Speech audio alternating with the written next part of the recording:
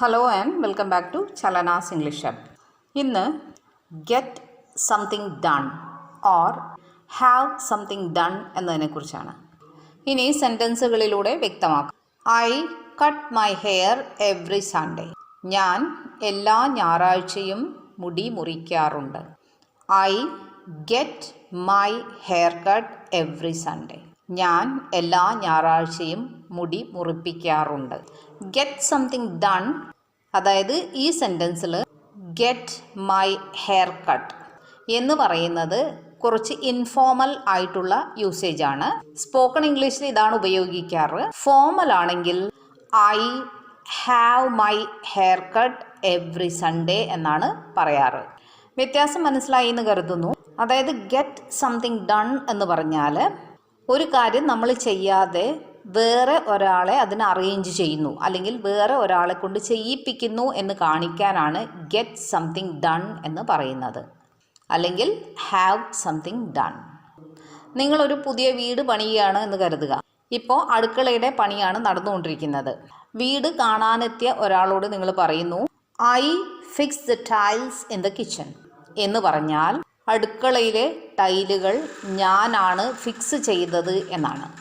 അതേസമയം I got the tiles fixed എന്ന് പറഞ്ഞാൽ ഞാൻ ജോലിക്കാരെ വെച്ച് ടൈലുകൾ ഫിക്സ് ചെയ്യിപ്പിച്ചു എന്നാണ്.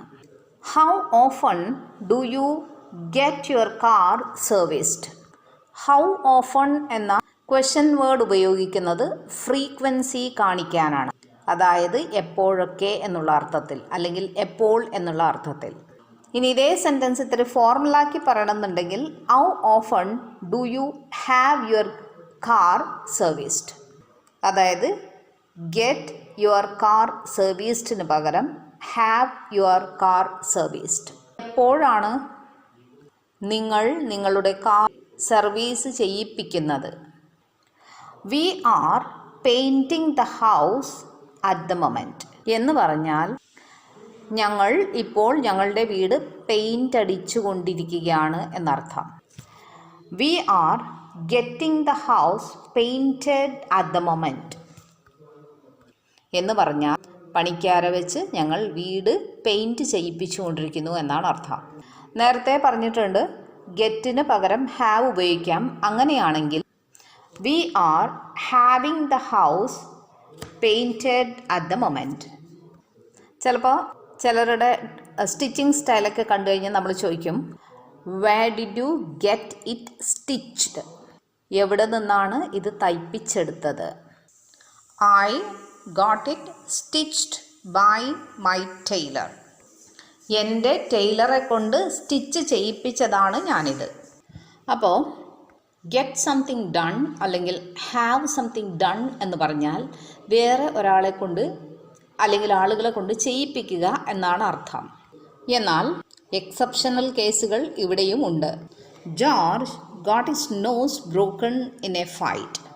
ഒരു വഴക്കിൽ ജോർജിൻ്റെ മൂക്ക് തകർന്നു പോയി.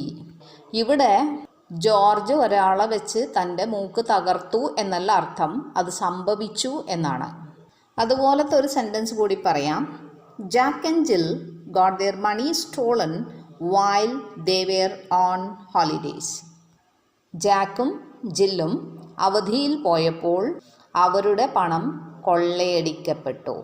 ഇവിടെയും അർത്ഥം ജാക്കിനും ജില്ലിനും പണം നഷ്ടപ്പെട്ടു എന്നാണ്, അല്ലാതെ അവരത് ചെയ്യാൻ ആളെ അറേഞ്ച് ചെയ്തു എന്നല്ല. അടുത്ത ഒരു ഉദാഹരണത്തിലേക്ക്. ഇന്നത്തെ കാലഘട്ടം എന്ന് പറയുന്നത് ഏത് കാര്യവും നമുക്ക് ചെയ്തു തരാൻ ആളുകളുണ്ടാവും, വേണമെങ്കിൽ PhDയുടെ തീസീസ് പോലും.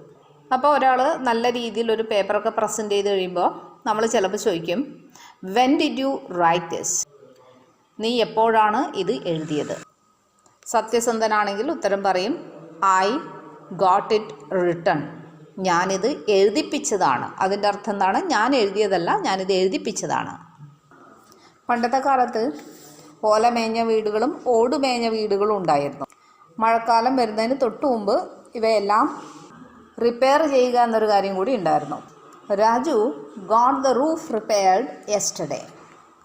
രാജു വീടിൻ്റെ മേൽക്കൂര ഇന്നലെ റിപ്പയർ ചെയ്യിപ്പിച്ചു. I don't like getting my photograph taken. എനിക്ക് എൻ്റെ ഫോട്ടോ എടുപ്പിക്കുന്നത് ഇഷ്ടമല്ല. Your room is untidy. Get it cleaned. നിൻ്റെ റൂം വൃത്തികേടായിരിക്കുകയാണ്, അത് ക്ലീൻ ചെയ്യിപ്പിക്കുക. വീഡിയോ ഇഷ്ടമായാൽ ലൈക്ക് ചെയ്യുക, ഷെയർ ചെയ്യുക, സബ്സ്ക്രൈബ് ചെയ്യുക. കാസർഗോഡ് പുതിയ ബസ് സ്റ്റാൻഡ് പരിസരത്ത് ഒരു ഓഫ്ലൈൻ ക്ലാസ് ഉടനെ ആരംഭിക്കുകയാണ്. താല്പര്യമുള്ളവർക്ക് എൻ്റെ നമ്പറിൽ കോൺടാക്റ്റ് ചെയ്യാവുന്നതാണ്.